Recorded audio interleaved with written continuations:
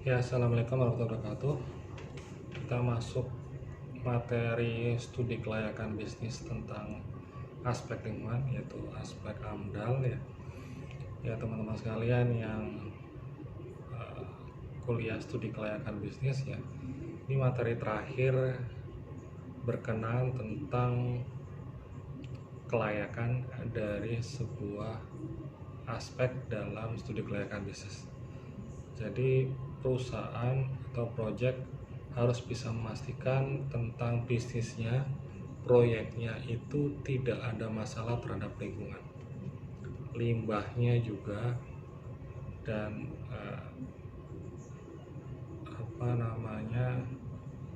efeknya bisa jangka panjang kalau misalnya lingkungan rusak gitu ya.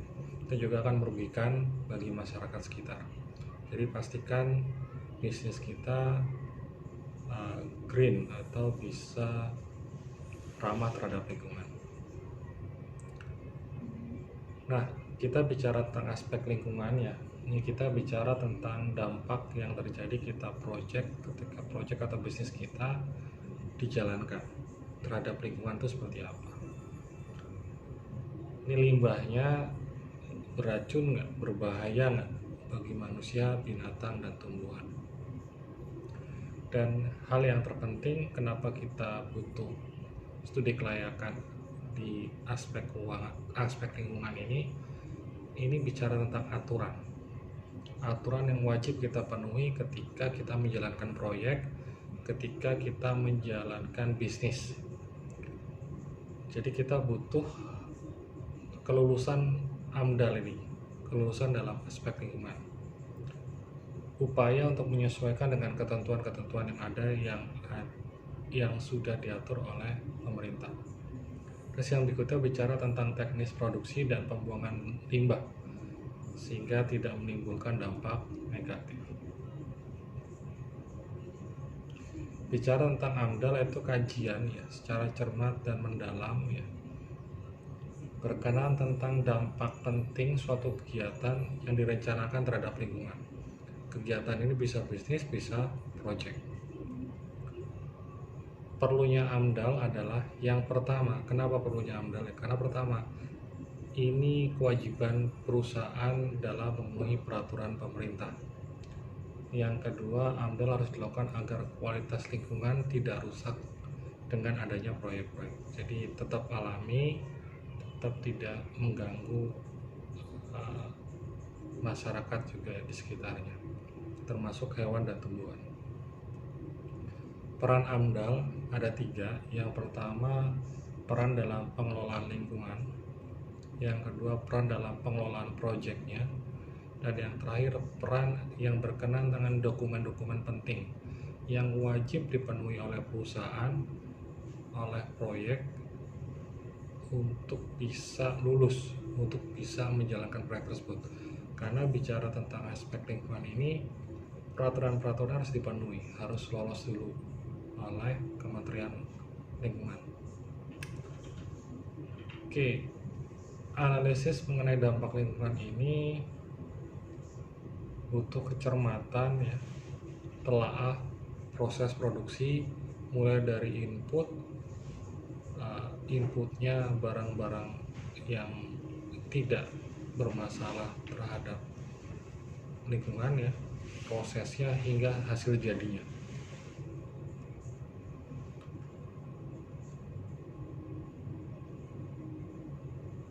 Dan bicara tentang tujuan, fungsinya agar kualitas lingkungan dapat terjaga dengan baik dan tidak mengalami kerusakan dengan berdirinya proyek tersebut. Banyak contoh ya, tercemarnya Kali Surabaya akibat pembuangan limbah industri. Padahal kali itu digunakan oleh seluruh masyarakat, termasuk PDAM, untuk bisa mendapatkan airnya.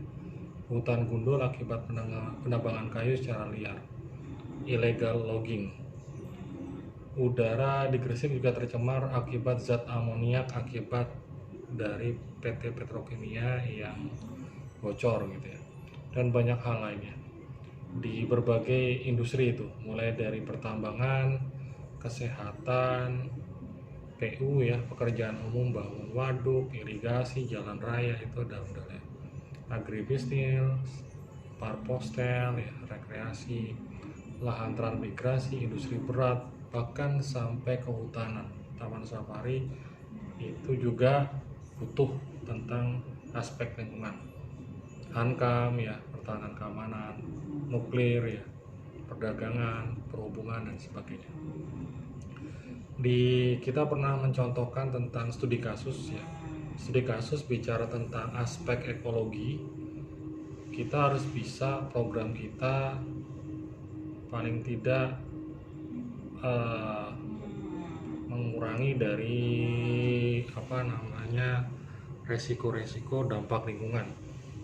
Kalau ini kemarin tentang ekobisnis ya, ekologi dan bisnis, tujuannya menurunkan tingkat erosi atau sedimentasi, yang kedua meningkatkan kapasitas infiltrasi air ke tanah, terus juga menyerap karbon dioksida ya yang ada di